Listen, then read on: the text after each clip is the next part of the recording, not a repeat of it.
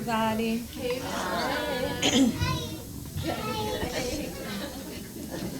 So I had a lot of options of how I would speak today. And then I just took a breath yesterday and said, Lord, give me what I need to share in this moment. And today I actually remembered, don't do it, Kennedy.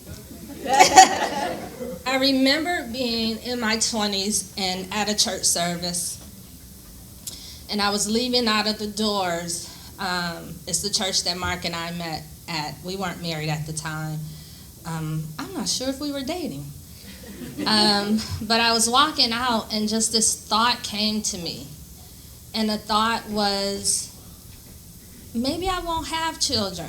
Maybe I'll just help parents with their children.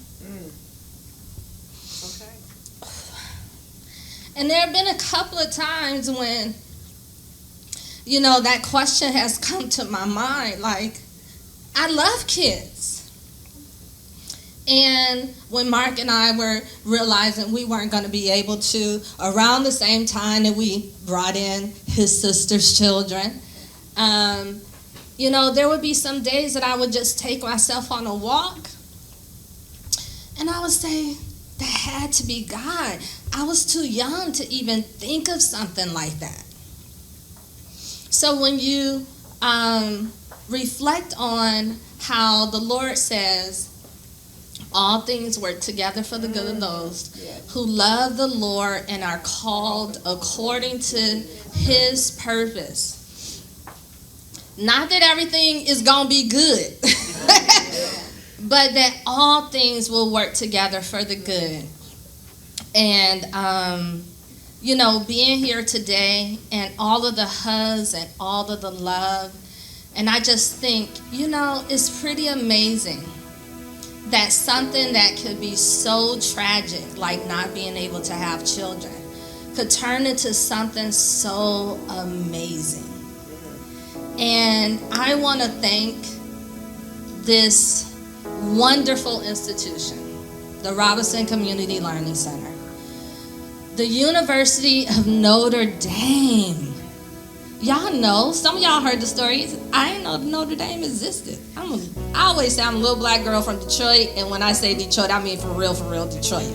One of the books I hope to write is Growing Up in Small Town Detroit, because my mother, she just kind of put a little circle around us. But I could not have realized this dream had I not been given an opportunity to be great and to realize that there is greatness inside of me and a place to use this greatness. Even when I was afraid, even when I was doubting, there was always this thing that how can I encourage young people to be great if I wouldn't take the risk and the chance of being great myself? And so I really want to say thank you to all of you for the opportunity to be great in this earth. That literally I can think of my life and say, I am happy with it. I am proud that I had the space to manifest the dream and the purpose of who I believe I'm meant to be. And I hope that as I've taken this crazy leap of faith of doing this thing called my version of Sabbath living, for those who don't know, I did decide that I was going to leave and I wanted to do something great and amazing. I didn't know what it was. But you walk long enough, you sit quiet enough, and sometimes answers come to you. So I'm going to take a year sabbatical. My hope is to do some writing. My other hope is to do a lot of traveling. And yes, my husband's like, how you going to do that and not a full-time job? But it's going to come together. If nothing else from all these pictures, I remember the days I was like, how are we going to do this? And Jay looking at me sideways like, you really going to try to do this? So again, I just want to say thank you. I really appreciate the love and support. And again, thank you to the Robinson Center. And you guys represent the university. And I really want to say thank you, because without this opportunity, I couldn't be taking this next step. So thank you guys.